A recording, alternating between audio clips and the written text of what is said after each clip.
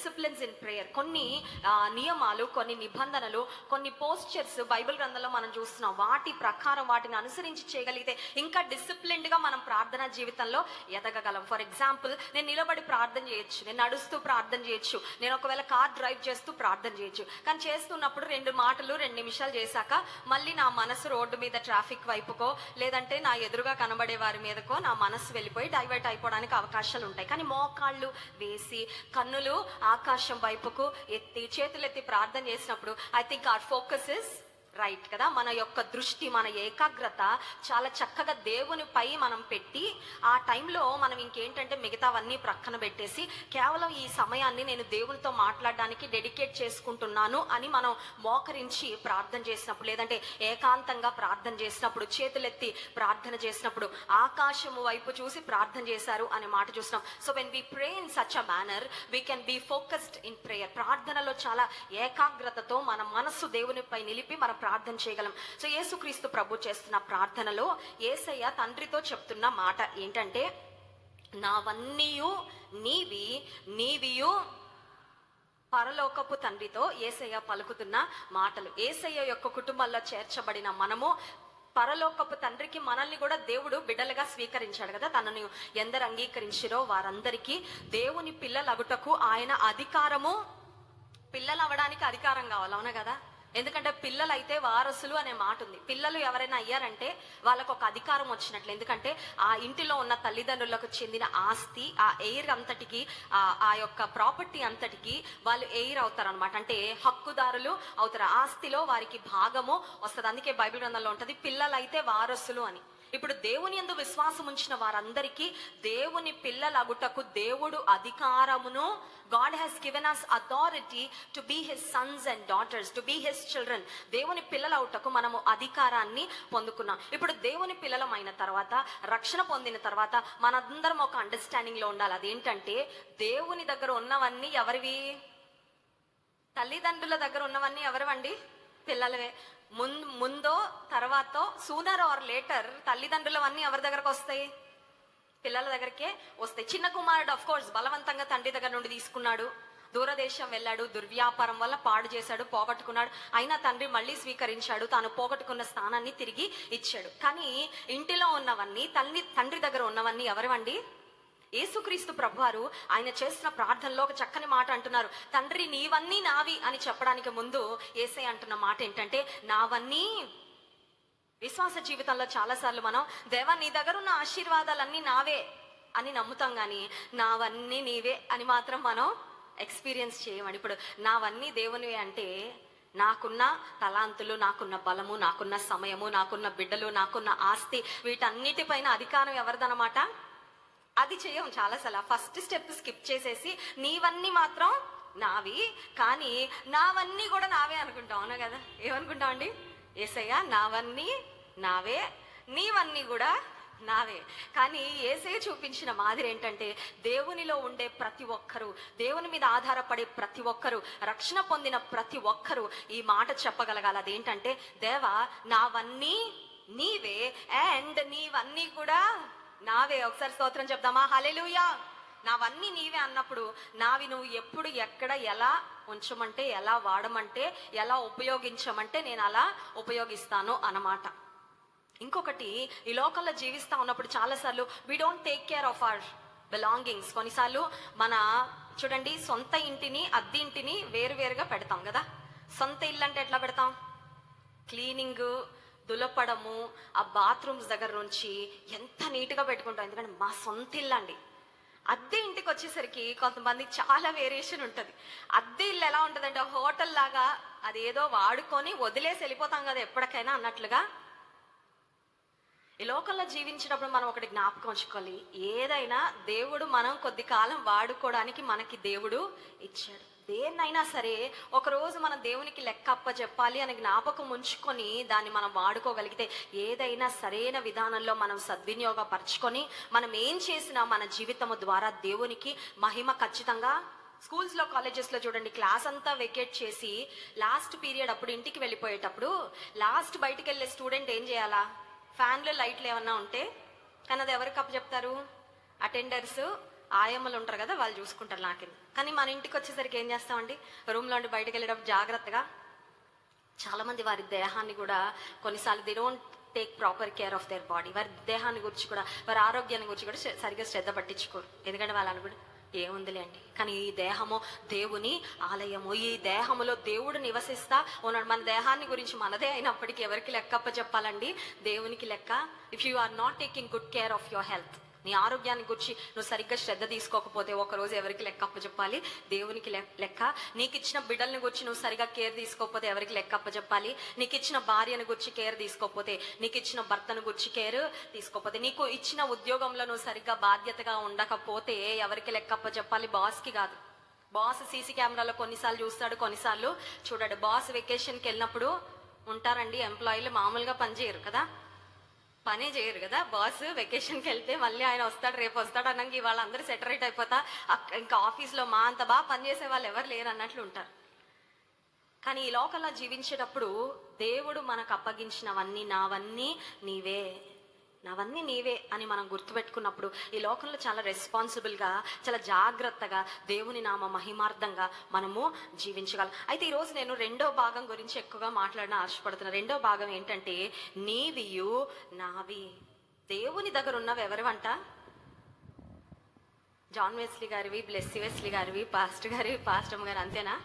సంఘ పెద్దలవేనా? Assistant pastors వేనా? దేవుని దగ్గర ఉన్నవన్నీ ఎవరు అంటే మనవే. ఒకసారి నావి అని చెప్పండి. ఆమేన్. నీవన్నీయు నావి. యాకోబు పత్రిక 4వ అధ్యాయము 2వ వచనం చదువుదామా? యాకోబు పత్రిక 4వ అధ్యాయము 2వ వచనం అందరం కలిసి చదువుకుందాం. మీరు ఆశించుచున్నారు కానీ మీకు దొరుకుటలేదు, నరహత్య చేయుదురు, మత్సరపడుదురు కానీ సంపాదించుకొనలేరు, పోట్లాడుదురు, యుద్ధము చేయుదురు కానీ దేవుని అడుగనందున మీకేమియో. చాలా చాలా ప్రాముఖ్యమైన మాట. దేవుడు ఎంతో గొప్ప దేవుడు, దేవుడు ఎంతో ప్రేమ కలిగిన వాడు, దేవుడు చాలా దాతృత్వం కలిగిన వాడు అండి. He's the greatest giver. చాలాసార్లు కొంతమంది చారిటీకి ఇన్ని కోట్లు ఇచ్చారండి. బిల్ గేట్స్ వాళ్ళ సంస్థ పలానా వాళ్ళ ఫౌండేషన్ కి ఇన్ని కోట్ల రూపాయలు డొనేట్ చేశారనగానే వాళ్ళ గురించి అన్ని వార్తాపత్రికల్లో రాసేస్తూ ఉంటారు. వాళ్ళకు వచ్చిన ఇన్ని ప్రాఫిట్స్ లో ఇన్ని కోట్ల రూపాయలు ఎయిడ్స్ ఫౌండేషన్ కి వాళ్ళు డొనేట్ చేశారంట, లేదంటే పలానా ఆఫ్రికా దేశాలలో ఉన్న దౌర్భాగ్య స్థితిలో నిరుపేదలుగా ఉన్న వారికి డొనేట్ చేశారంట. ఎంత గొప్ప దాతృత్వం అండి అని కొన్ని లక్షలు లేదంటే కొన్ని కోటీశ్వరులైన వారు డొనేట్ చేస్తుంటే వారి గురించి రాస్తా ఉంటారు. But let me tell you something. ఈ ప్రపంచంలో ద గ్రేటెస్ట్ గివర్ ఎవరో తెలుసా? గొప్పగా ఇచ్చేది, ఇచ్చారు, ఇస్తూ ఉన్నారు, ఇవ్వబోతున్నారు. అది ఎవరంటే మన దేవుడే. Hallelujah. He is the greatest giver. ఆయన కన్నా ఇంకెక్కువగా ఇవ్వగలిగిన వాళ్ళు ఎవరు లేరండి. దేవుని కన్నా ఎక్కువగా ఇవ్వగలిగిన వారు ఎవ్వరూ లేరు. ఈ దేవుడు మనతో చెప్తున్న మాట ఏంటంటే, మీకెందుకు పొందుకోవట్లేదంటే, మీరు ఆశీర్వాదాలు ఎందుకు పొందుకోవట్లేదంటే మీరు అడగట్లేదు. ఎంత సింపుల్గా ఉంది చూడండి. ఇది చాలా సింపుల్. ఇది దేవుని మాటలు కాంప్లికేటెడ్ కాదండి. దేవుని మాటలు కొన్నిసార్లు తంత్రాలు మంత్రాల్లాగా చదివే వాళ్ళకి అర్థం కాకుండా, వినే వాళ్ళకి అర్థం కాకుండా ఉండవు. దేవుని మాటలు చాలా very very simple, very plain. అవి ఫూలిష్ పీపుల్ కి జ్ఞానం ఇస్తాయంట. సామెతల గ్రంథంలో ఉంటది కదా, దేవుని మాటలు, దేవుని వాక్కులు ఎంత మరి గొప్పవంటే బుద్ధిహీనులకు జ్ఞానం ఇస్తాయంట. జ్ఞానోదయం కలుగుతుంది మనకి. When we read and meditate on the scriptures we will become wise. మన జ్ఞానవంతులుగా తయారవుతాం, జ్ఞానాన్ని సంపాదించుకుంటాం ఈ లోకంలో జీవిస్తా ఉన్నప్పుడు. దేవుని వాక్యంలో చాలా సింపుల్ గా వ్రాయబడింది. దేవుడు అంటున్నారు, మీరు అడగట్లేదు కాబట్టి మీకు దొరకట్లా. ఒక ప్రాముఖ్యమైన మాట చెప్పనివ్వండి. దేవుడు గొప్ప దేవుడు. He's the greatest giver. గొప్పగా ఇచ్చేవాడు ఆయనే. కానీ మనం అడగకపోతే ఆయనకి ఎంత ఇవ్వాలనుకున్నా, ఆయన దగ్గర ఎంత ఉన్నా మన దగ్గరికి ఏమీ రావు. అర్థమైందా? దేవుని దగ్గర చాలా ఆశీర్వాదాలు ఉన్నాయి. నీకు కావలసినవన్నీ ఆయన దగ్గర ఆయన ఇవ్వాలని కూడా ఎంత కోరుకుంటా ఉన్నాడు. కానీ నీవు అడిగే వరకు అవి నీ దగ్గరికి వెరీ సింపుల్. మనం అడగకపోతే మనం పొందలేమండి. ఎందుకు నేను పొందట్లేదు అంటే దేవుడు అంటాడు, నువ్వు అడగట్లా. నీకు అడగడం కొన్నిసార్లు చేత, you don't know how to ask. ఏం చేస్తున్నారంటే 4వ వచనంలో పోట్లాడుదురు, యుద్ధం చేయుదురంట. పోట్లాడడానికి మాటలు వస్తున్నాయి కానీ నన్ను అడగడానికి మీకు మాటలు. మాకు తెలుసు, ఒక ఉన్నత స్థితిలో ఉండే ఒక కుటుంబము, జాన్ వెస్లీ గారు నన్ను ప్రార్థన చేయడానికి వారి ఇంటికి పిలిచారు. వారి తండ్రి గారే ఒక చాలా ఉన్నత స్థితిలో వారు పాలిటిక్స్లో ఉండేవారు. వారు బ్రతికిన కాలంలో తన భర్త గారు కూడా ఒక ఎంపీగా చేశారు. తన తండ్రి గారు అయితే ఉప ముఖ్యమంత్రిగా చేశారు. ఆ కుటుంబంలో ఉన్న ఆ సిస్టర్ మమ్మల్ని వారి ఇంటికి ప్రార్థన చేయడానికి పిలిచి వారి ప్రార్థన గదిలోనికి తీసుకువెళ్ళి, ఇక్కడ నా కొరకు ప్రార్థన చేయండి అని జాన్ వెస్లీ గారు నన్ను అడిగినప్పుడు ప్రార్థన చేసిన తర్వాత వారి సాక్ష్యం చెప్పారండి. వారి జీవితంలో జరిగిన కొన్ని పరిస్థితులను బట్టి వారి తండ్రి గారు అన్నారంట, నీకు ఆస్తిలో చిల్లి గవ్వ కూడా ఇవ్వనన్నారంట. వాళ్ళ తండ్రి ఎవరంటే చాలా ఉన్నత స్థితిలో కోట్ల ఆస్తి ఉన్న తండ్రి. ఆ కుమార్తె యొక్క పరిస్థితిని బట్టి ఆ తండ్రి అన్నాడంట, నా ఆస్తిలో నీకు చిల్లి గవ్వ కూడా ఇవ్వను అనగానే ఆ సిస్టర్ చెప్పిన మాట ఏంటంటే, నా తండ్రి ఎప్పుడైతే తన ఆస్తిలో చిల్లి గవ్వ కూడా ఇవ్వనన్నాడో, నా తండ్రిని నేను అడగాలని ఆలోచన పక్కన పెట్టేసి మోకాళ్ళ మీద నా పరలోకపు తండ్రిని అడగడము మొదలుపెట్టా. నా భూలోకపు తండ్రి ఒకవేళ నాకు ఆస్తి ఇస్తే 1 కోటి రూపాయలు 2 కోట్లు వస్తాయేమోగా దేవా, అవి నాకు ఇవ్వనంటున్నారు కదా, కానీ నాకు పరలోకపు తండ్రి నువ్వు ఉన్నావు, నేను ఎందుకు మా తండ్రితో పోట్లాడాలి, నా తోబుట్టులతో ఎందుకు పోట్లాడాలి, నిన్ను అడుగుతా అని ఆ సిస్టర్ దేవుని మీద ఆధారపడడం ప్రారంభించిన తర్వాత ఈరోజు ఈమె స్థితిని దేవుడు ఎంత అధికపరిచారంటే, వారు పుట్టింటి వాళ్ళందరికన్నా ఉన్నత స్థితిలో దేవుడు పెట్టారండి. హల్లెలూయా. ఆమె చెప్పిన సాక్ష్యం సచ్ ఎ పవర్ఫుల్ టెస్టిమనీ. కొన్నిసార్లు డబ్బు పెరుగుతూ ఉన్నప్పుడు, హోదా పెరుగుతూ ఉన్నప్పుడు విశ్వాసం తగ్గిపోతూ ఉంటుంది. వారిని చూసినప్పుడు నేను చాలా ప్రభుని స్తుతించాను. ఎందుకంటే ఇంత ఉన్నత స్థితిలో ఉన్నా ఇంత విశ్వాసమా. మేము వెళ్ళినప్పుడు కూడా she was in fasting prayer. ఇంటి నిండా ఫుడ్ అండి. మేము వెళ్తే టేబుల్ సరిపోనన్ని ఫుడ్, అన్ని డిషెస్ మాకు వడ్డిస్తానే ఉన్నారు. మా వల్ల కాదండి అంటే వడ్డిస్తానే ఉన్నారు. మీరు కూడా కూర్చొని తినండి అంటే, లేదండి నేను ఫాస్టింగ్లో ఉన్నాను, గడిచిన 20 రోజుల నుండి ఫాస్టింగ్లో ఉన్నా, ఇంకా కంటిన్యూ చేయాలని. చూడండి, ఇంటి నిండా ఫుడ్ కనబడతా ఉంటే, సుఖం ఉన్నప్పుడు, ధనం ఉన్నప్పుడు యూజువల్గా వచ్చే అనుభవాలు ఏంటంటే తినుము తాగుము సుఖించుము అని అనుకుంటారు చాలా మంది. కానీ దేవుని గట్టిగా పట్టుకునేవారు ఈ లోక సంబంధంగా ఎంత హెచ్చింపు వచ్చినా వాటన్నిటిని పక్కన పడేసి దేవుని ఎదుట వినయముతో విధేయతతో సాగేవారు. హల్లెలూయా. నీవన్నీయు పోట్లాడడానికి మాటలు వాడడం కంటే దేవుని అడగడానికి మాటలు వాడితే ఎంత శ్రేష్టమో. ఇతరులతో ఆర్గ్యూ చేయడానికి మాటలు వాడడం కంటే దేవుని సన్నిధిలో ప్రార్థన చేయడానికి మన నోటిని, మన మాటలను, మన పెదాలను వాడితే ఎంత శ్రేష్టమో.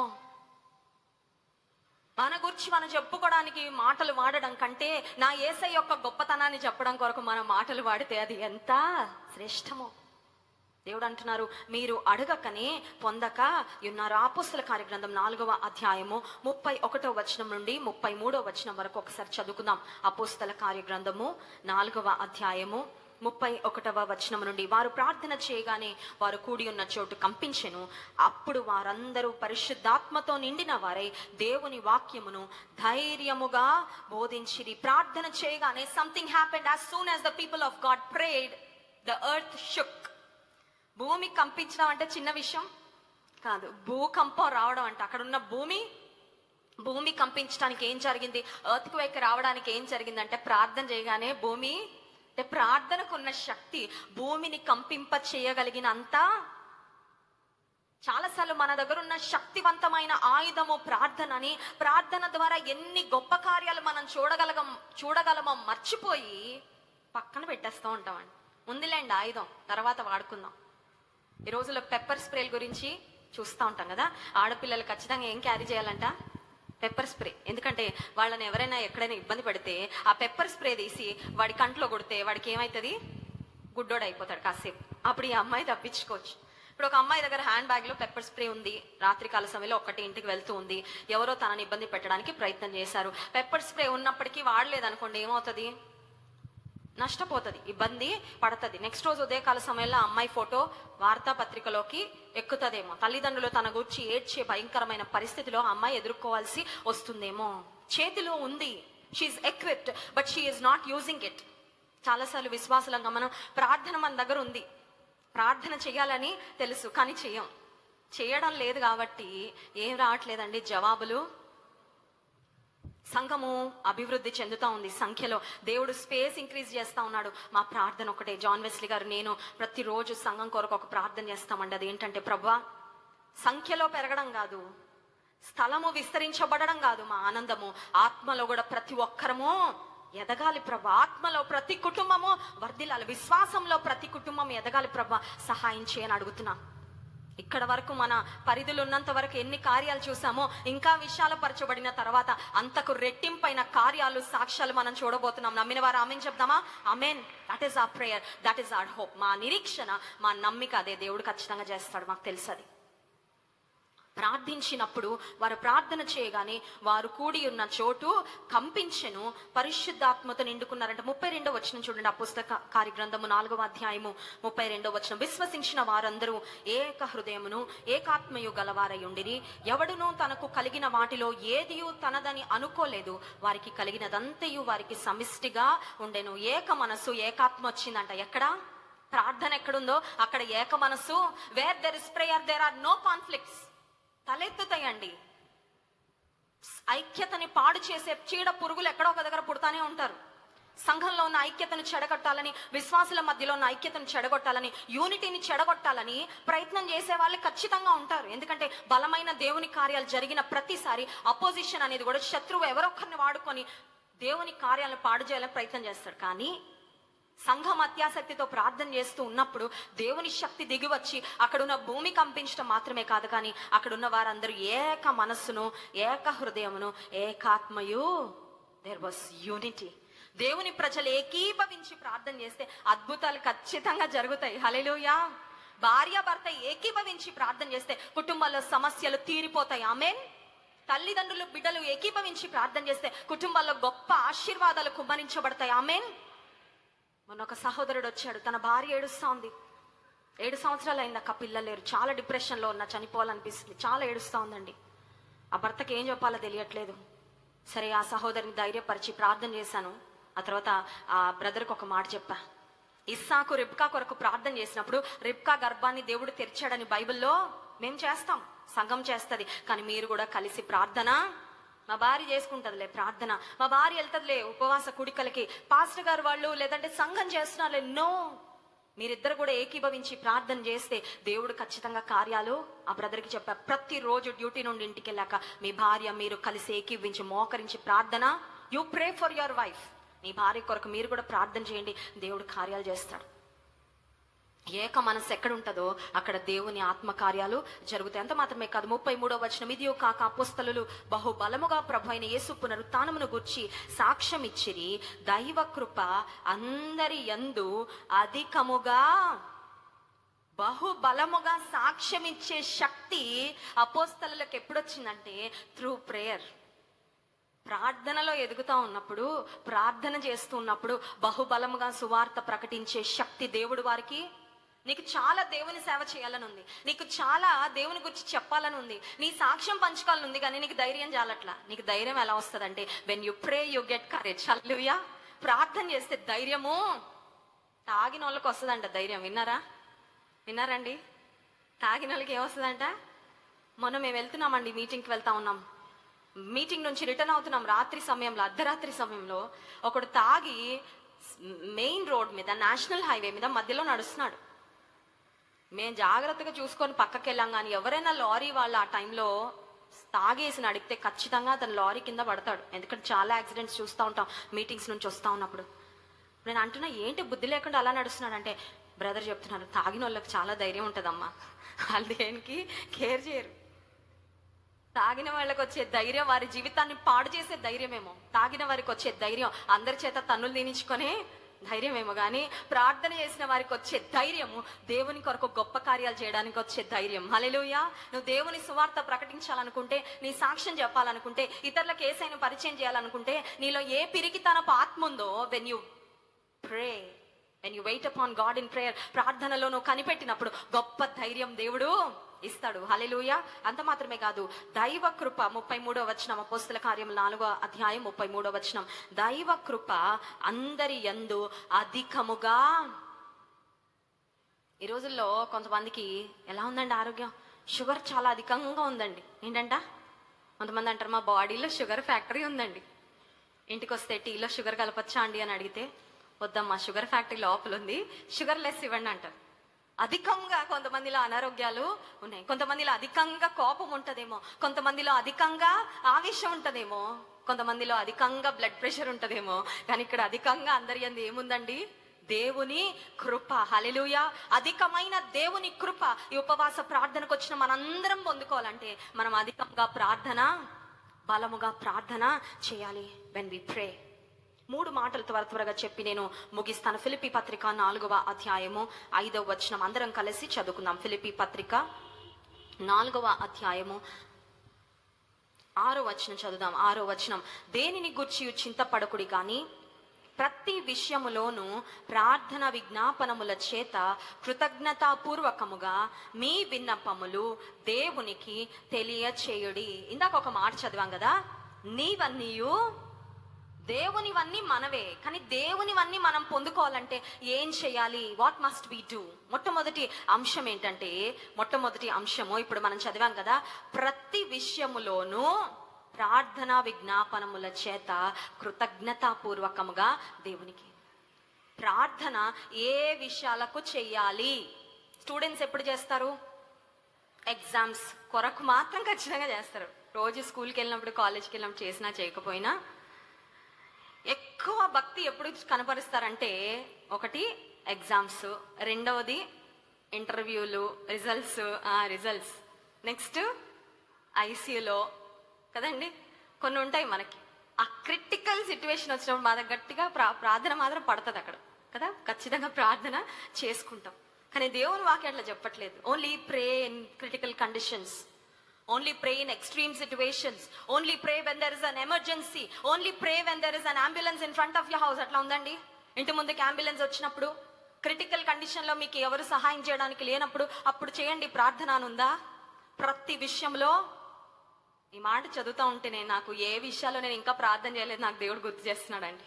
ఈవెన్ యాజ్ ఐఎమ్ ప్రీచింగ్, నేను చెప్తూ ఉండగా కూడా దేవుడు నాకు జ్ఞాపకం చేస్తున్నాడు, నువ్వు పలానా దాని గురించి ఇంకా చేయలేదే ప్రార్థన, నువ్వు పలానా దాని గురించి ఇంకా అడగలేదే, నువ్వు పలానా విషయం గురించి ఇంకా నా మీద ఆధారపడలేదే. ప్రతి విషయము you can pray about everything. అన్నిటి గురించి చిన్న విషయం దేవుని దగ్గర తీసుకెళ్తే దేవుడు, నేను ఇంత గొప్ప దేవుడిని ఇంత చిన్న విషయం తెస్తావా నా దగ్గరికి అని తిడతాడా? తిట్టడు. అర్థమవుతుందా? ఆ పిల్లలు కొన్నిసార్లు చాలా బిజీ ఉన్నప్పుడు ఏదైనా చిన్న విషయం పట్టుకొని వస్తారు. నా ప్రశస్త వస్తున్నానంట, ధన్యక్కని అడగంట, నిత్యక్కని అడుగు, ఇది నేను చూసి అంత పెద్ద విషయము నా మ్యాటర్ కాదు, ఇది నేను చేయాల్సింది ఏం కాదు, ఎవరో ఒకళ్ళు చేసేస్తారు, వాళ్ళని అడుగు వీళ్ళని అడగని పంపించేస్తూ ఉంటాను నేను నాకు టైం లేనప్పుడు. కానీ దేవుడు ఏనాడైనా చిన్న సమస్యతో ఆయన దగ్గరికి వెళ్తే, పలానా అక్కడికి వెళ్ళండి, ఇక్కడికి వెళ్ళండి, ఇలాంటి కూడా తీసుకొస్తారా నా దగ్గరికి అని చికాకు పడతాడా అండి?